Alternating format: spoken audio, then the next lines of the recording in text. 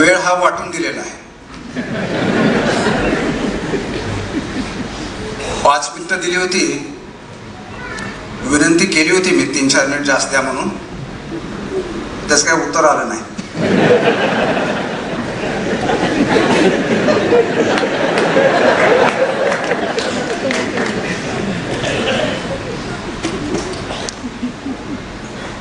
त्यांना म्हटलं थोडं 2-3 मिनिट इकडे तिकडे जमतं का ते बघा.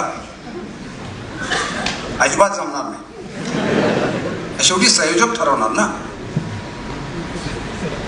कार्यक्रम कोणाचा आहे, पुस्तक कोणावर आहे. म्हणलं थोडीफार भेसळ होते का ते बघा.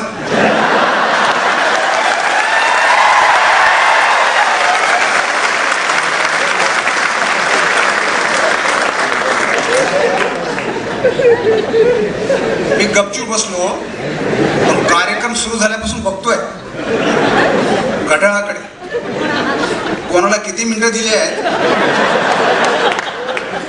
आणि भेसळ किती होते. म्हटलं आपल्याला पण संधी आहे, घ्या बोलून. बोलायचं खूप आहे, इथे ते शक्य होणार नाही. शेतकऱ्याच्या कुटुंबात जन्मलेलो आम्ही. तुकाराम आणि माझ्यामध्ये एक भाऊ आहे, तो समोर बसलेला आहे, पुणे विद्यापीठामध्ये सहप्राध्यापक आहे. 11 वर्षाचा गॅप आम्हा दोघांमध्ये आहे, मध्ये तो आहे.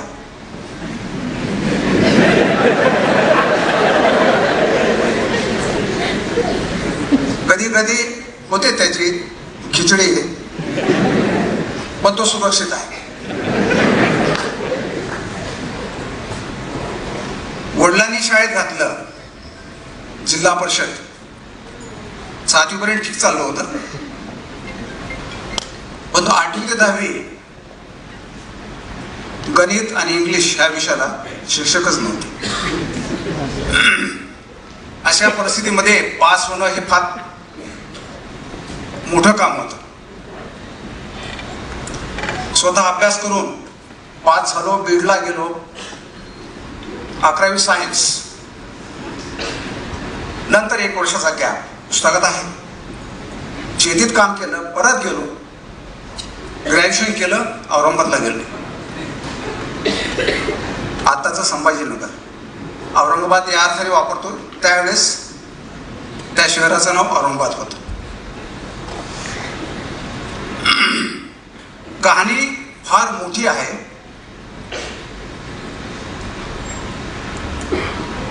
औरंगाबादला गेलो, ते कमवा, शिका, UPSCचा अभ्यास करा, MPSCचा करा यासाठी. आणि नोकरी पण मिळाली मला एका कंपनीमध्ये. त्याचा पगार होता मासिक 600 रुपये. 15 दिवस नोकरी केली, विचार केला मी पुढचा, आणि 2-3 प्रश्न स्वतःला विचारले. आपल्याला नोकरी का करायची आहे? त्याची उत्तरं 2 होती. एक स्वतःचा खर्च भागवणे, आणि दुसरा जो होता ज्याचा मी हमेशा विचार केला तो होता आईवडिलांना मदत करणे.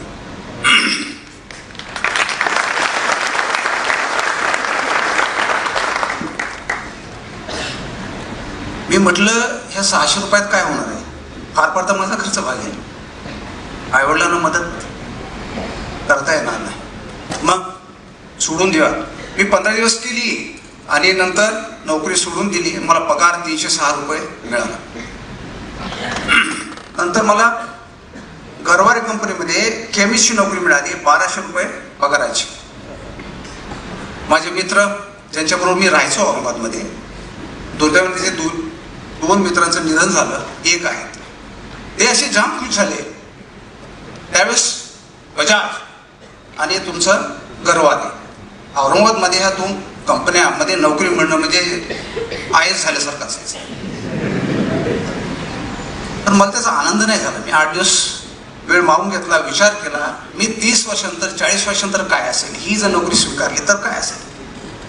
तुम्हाला अंधार दिसला आणि तिथे पण मी जॉईन झालो नाही.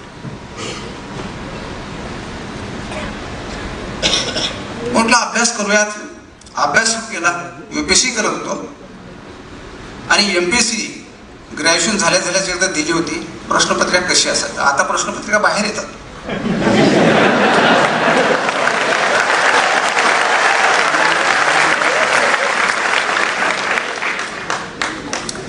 ते म्हटलं समजून घ्यावं.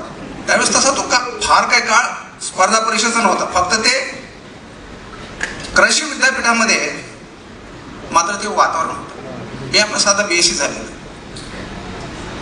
हे कळून चुकलं की हे आपल्याला जमू शकतं. साहजिकच मी काही पास नाही झालो आणि औरंगाबादला नंतर सुरुवात केली हळूहळू. नंतर 0 बजेट आलं. आपल्यापैकी बऱ्याच मंडळीला माहीत नसेल, 0 बजेट म्हणजे नोकरी नाही. असा 1-2 वर्षाचा काळ होता. मला वाटतं 87-88 असेल, वर्ष इकडे तिकडे असेल. 86 सांग. इथे बरेच MPSCचा प्रयत्न करणारे तरुण असते. एक अटेम्प्ट व्हायला गेला म्हणजे त्याचं दुःख किती असतं ते मी अनुभवलेलं आहे. परत पहिल्यापासून घरच्यांना उत्तर काय द्यायची.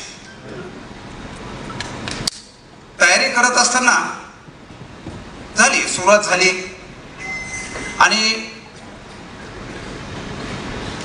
इंग्रजीचं वेळ मला होतं. मी अभ्यास केला, खूप अभ्यास केला. त्याची गरज होती की नाही माहीत नाही. तर त्याच्यावर बऱ्यापैकी मग नंतर कमांड देखील मिळवली. पैशाचा प्रश्न, खर्च कसा भागवायचा. तर मी त्यावेळी आमच्या गावचे एक जावई होते. जसे खांडेकर साहेब आमचे बीडचे जावई आहेत,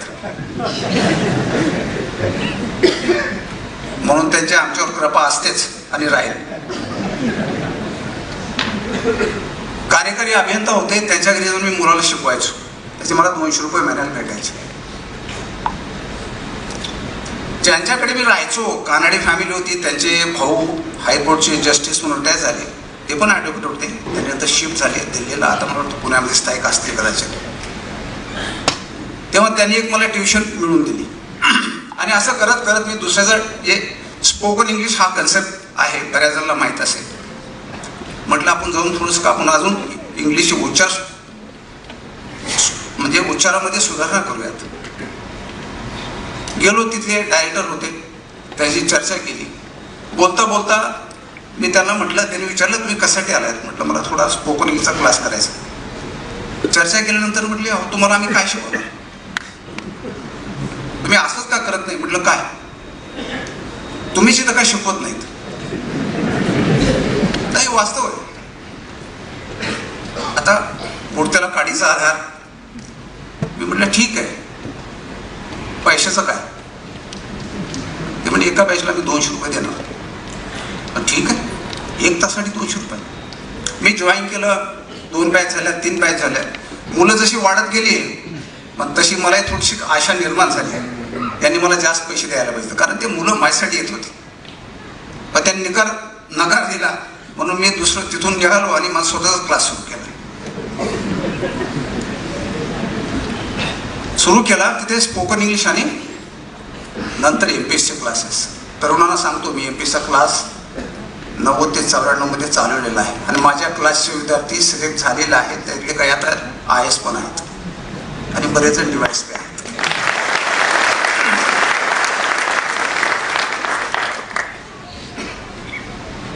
पण जसं मी आता इथे मला असं एका ठिकाणी उभारून बोलायची सवय नाहीये. इथं कसं बांधल्यासारखं होतं. असं मोकळं पाहिजे. हातात माईक घेऊन इकडून तिकडे तिकडून इकडे जरा मस्त बोलतायत. यशपालला विचारलं कॉर्डलेस माईक आहे का. तशी काही व्यवस्था नाही. म्हटलं ठीक. क्लासेस सुरू झाले आणि माझी विद्यार्थिनी जी की माझी आता पत्नी आहे ती समोर बसलेली आहे.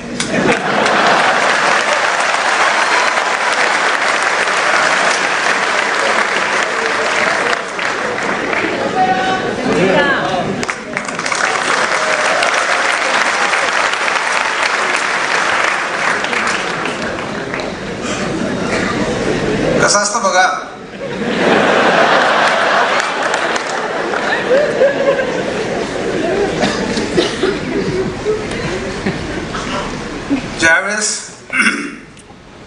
आमच्या ह्या गुप्त गोष्टीला सुरुवात झाली. आणि नंतर तुकारामला मी औरंगाबादला घेऊन आलो 10वी साठी. परिस्थिती फार नाजूक होती.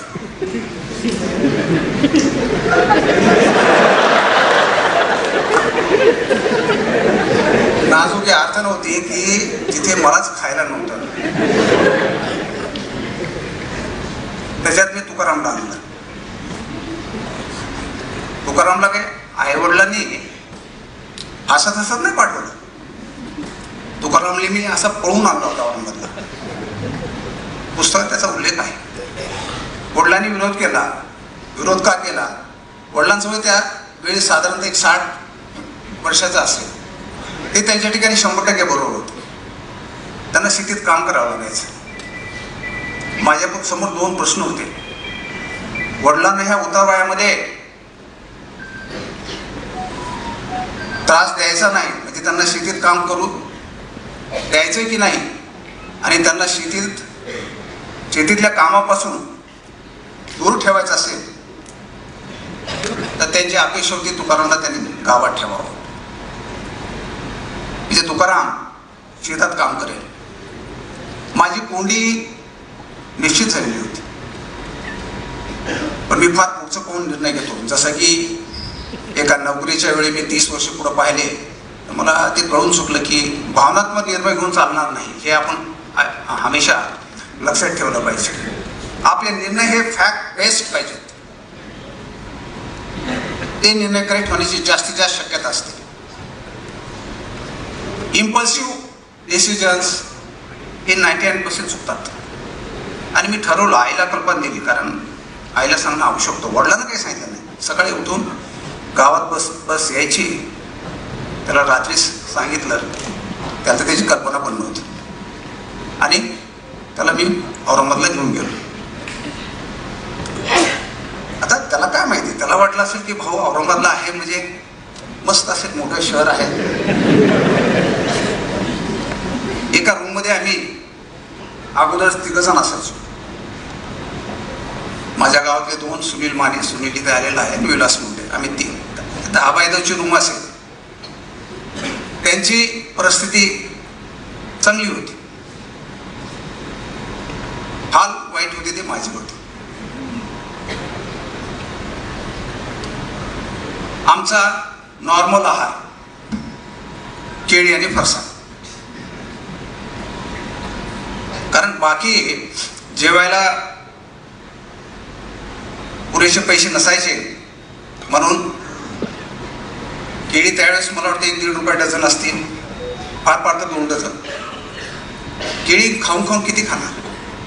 2, 3, 4, 5, 6 खाणार किती? म्हणजे 50 पैसे किंवा 75 पैसे, फार तर 1 रुपया. याच्यात तुमचं पोट भरायचं. आणि थोडं तिखट म्हणून फरसाण. आता फरसाण खाणं पण बंद केलं.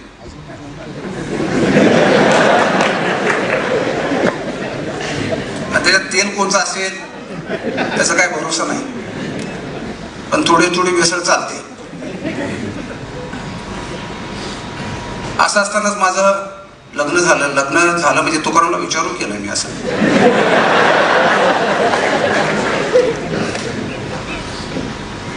तो प्रताप मी केलाच,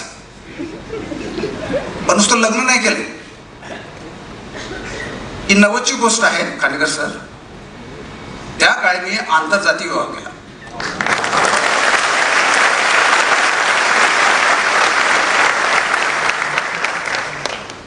हा मी विचारपूर्वक केलेला होता.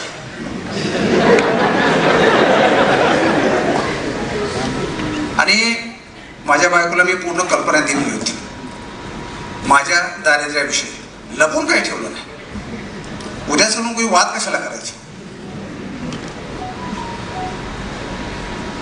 कसं असतं की ती चांगल्या घरातली, तिचे वडील बँकेमध्ये चांगल्या पदावर काम करत होते. ती लहानाची मोठी औरंगाबादमध्येच झाली. मी आपला गावाकडून आलेला. आता तिनं माझ्याकडे काय पाहिलं माहित नाही. लग्नाच्या अगोदर मी तिला 100 रुपये पण मागितले होते. ती विसरली असेल, मी नाही विसरलो. SB कॉलेजच्या ग्राउंडच्या बाजूला आठवड्याला बसलो मागावत की नाही लाज पण वाटत होती हो.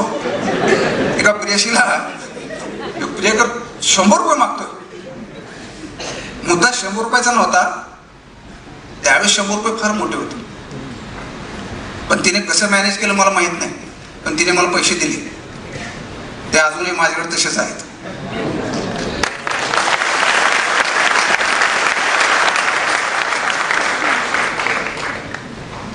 मित्र, मला सांगायला अभिमान वाटतो त्या आतापर्यंतच्या आयुष्यामध्ये कुटुंब एकसंग ठेवण्यासाठी माझ्या पत्नीचा फार मोठा वाटा आहे.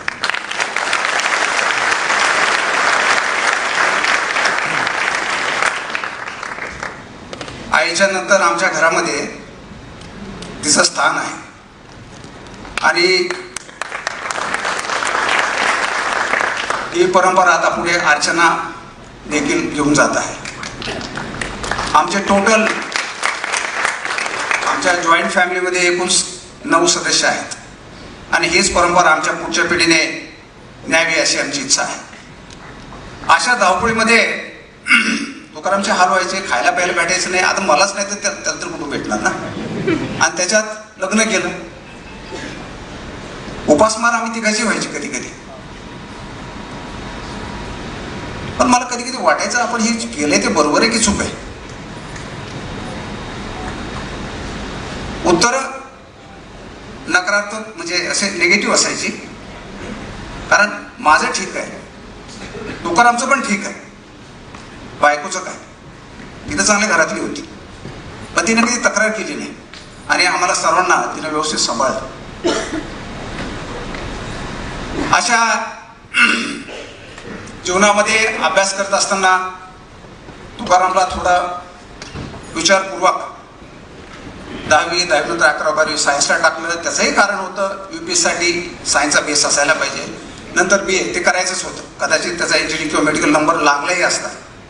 त्याचा ग्रुप काहीतरी 88% होतं, पण लागला असता किंवा नसता लागला. बॉन्डेड कुठतरी होता, पण आम्ही त्या आज पण भरला नाही. कारण त्या दिशेने जायचंच नव्हतं, ठरवलंच होतं. तुकाराम मी IAS व्हायलाच पाहिजे. आणि BA ला घातल्यानंतर त्याला सांगितलं की तुझी UPSC आता सुरू झाली आहे. त्याला मी दिशा दाखवली. तुम्ही फक्त दिशा दाखवू शकता आणि त्या दिशेचे फायदे तोटे सांगू शकता आणि त्या दिशेनं आणि त्या गतीनं कोणत्या गतीनं चालला म्हणजे केव्हा तुम्ही तिथे पोहोचा हे एवढं सांगू शकता. बाकी त्या व्यक्तीला ठरवायचं असतं, चालायचं की पळायचं. त्या व्यक्तीवरती असतं. मी त्याला एवढंच काम केलं. त्याच्यात चढ उतार जे असतात, बी प्लान तयार होता. चढ उतार असतात, त्या चढ उतारामध्ये तो प्री पटकन पास झाला. नंतर सेकंड अटेम्प्टला मेन पण पास झाला. इंटरव्ह्यूमध्ये त्याचे त्यावेळेस मार्क्स फार कमी होते, सिलेक्शन काही झालं नाही. स्पर्धा परीक्षेमध्ये हे एक फार वाईट असतं. वाईट हा शब्द कितपत योग्य मला माहित नाही, पण हा एक संक्रमणाचा काळ असतो.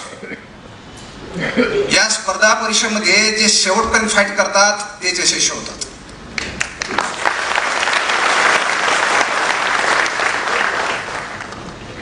शंभर टक्के यश मिळतं याची मला खात्री आहे. फक्त तुमची दिशा बरोबर पाहिजे आणि पुरेशी मेहनत पाहिजे. बाकी जसं गायकवाड सरांनी सांगितलं की मोटिवेशनल व्हिडिओ फार असतात, त्या चक्करने जाऊ नका. तो व्हिडिओ काय तुम्हाला तुमचा अभ्यास करणार नाहीये. डीपमध्ये जाऊन अभ्यास करा, यश तुम्हाला मिळेल. आणि अशाच ह्याच्यामध्ये जात असता अपयश आल्यानंतर त्यांनी मला न विचारता MPSC दिली. ते काही मला आवडलं नाही, त्याच्यामुळे आबोला धरून टाकलं, बोलायचंच नाही त्याशी. MPSC त्यांनी दिली आणि फक्त क्लास 2 झाला. मग तो विचारूच नका. क्लास 2 झाल्यानंतर मात्र मी हादरलो. आणि मग मला वाटलं आता समोरासमोर बसून आता काही गोष्टी सांगण्याची आवश्यकता आहे. मग त्याला विचारलं, त्याला म्हटलं तुझे मित्र काही क्लास 1 अधिकारी झालेले आहेत आणि तू फक्त क्लास 2. तू UPSCची आतापर्यंत तयारी केलीस, तू कमी काही MPSC टॉप करायचीस. उस्ताद हा विषय आलेला आहे पण फार महत्वाचा आहे म्हणून सांगतो. काल एक वाक्य मी बोललो, म्हणजे ते वास्तव त्याच्या डोळ्यासमोर मी आणून दिलं. त्याला मी म्हणालो, ज्यावेळेस तू तुझ्या मित्रांना भविष्यामध्ये भेटायचं असेल कालांतराने, त्यावेळेस तुला त्यांना भेटण्यासाठी कदाचित वेटिंग करावी लागेल आणि ते कदाचित तुला भेटू शकणार नाहीत. तुला आयुष्यामध्ये इतरांना भेटण्यासाठी प्रतीक्षा करायची की तू एवढं मोठं व्हावंस की जेणेकरून लोक तुला भेटण्यासाठी प्रतीक्षा करतील.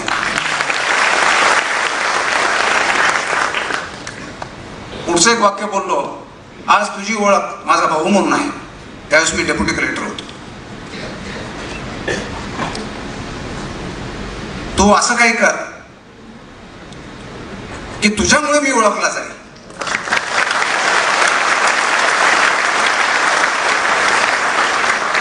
आणि लोक म्हणतील, हे बघा तुकाराम मुंडेचे भाऊ. आणि मला आज सांगायला खूप आनंद होतो, गेल्या काही वर्षापासून माझी ओळख फक्त अशोक मुंडे म्हणून होतच नाही, आपले तुकाराम मुंडेचे मोठे भाऊ. आता याच्यापेक्षा मोठा आनंद काय असू शकतो?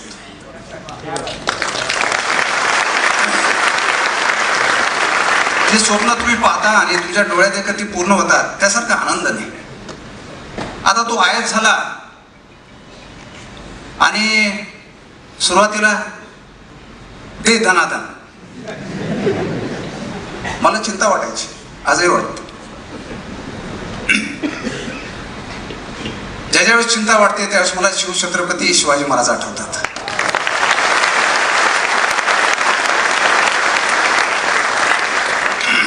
डगमायचं नाही, फक्त चुकीचं करायचं नाही, जे व्हायचं ते होतं आणि पुढं चालत जायचं. आमचं संपूर्ण कुटुंब तुकारामच्या पाठीशी आहे आणि राहील.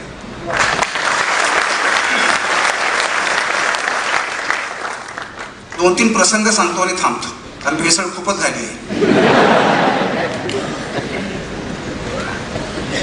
मला एक तुकाराम जॉईन झाला त्यावेळेस मला 10-11 वर्षाचा अनुभव होता.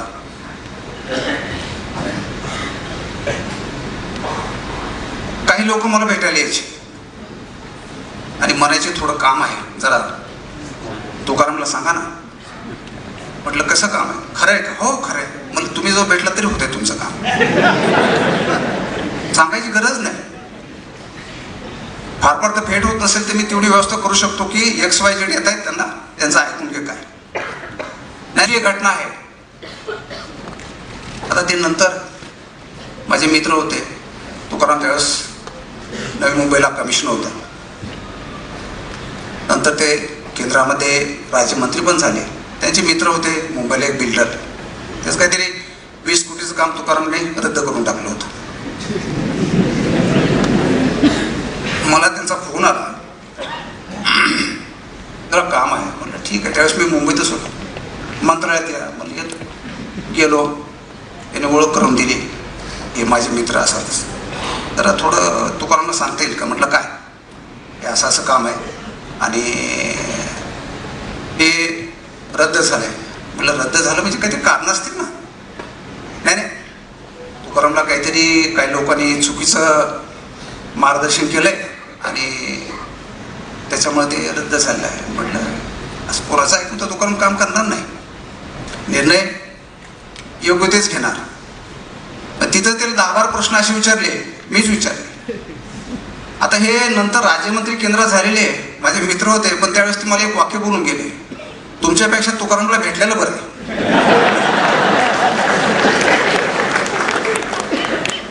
आता आपण ठरवलं पाहिजे, ठरवता यायला पाहिजे काय सांगायचं आणि काय नाही. मला माहिती आहे तुकाराम काय करतो ते, मला पक्का माहिती. चुकीचं काही करणार नाही आणि ते चुकीचं असलं म्हणून हे लोक माझ्याकडे येतात. एकाही तास सांगितलं की तुमचा काय उपयोग? आमचं एक काम करत नाही. तुम्ही आयएस झालात काय, डेप्युटी कलेक्टर झालात, उपयोग काय आम्हाला? हे पण प्रकार होतात. आणि काय फरक पडतो, तुम्ही नाही पैसे खाल्ले तरी खालचे खातात ना. हो म्हटलं खातात, मग तुम्ही खाल्ले म्हणून काय झालं. म्हणलं त्यांनी काय करावं हा त्यांचा प्रश्न, तुकारामनं काय करावं हा तुकारामचा प्रश्न. दुसरे काय करतात मग त्यांच्या मार्गाने जायलाच पाहिजे का, हे आंधळेपणानं चालणार नाही. अशी गंमत आहे, पण तुकाराम होणं एवढं सोपं नाही, एवढं मी सांगतो.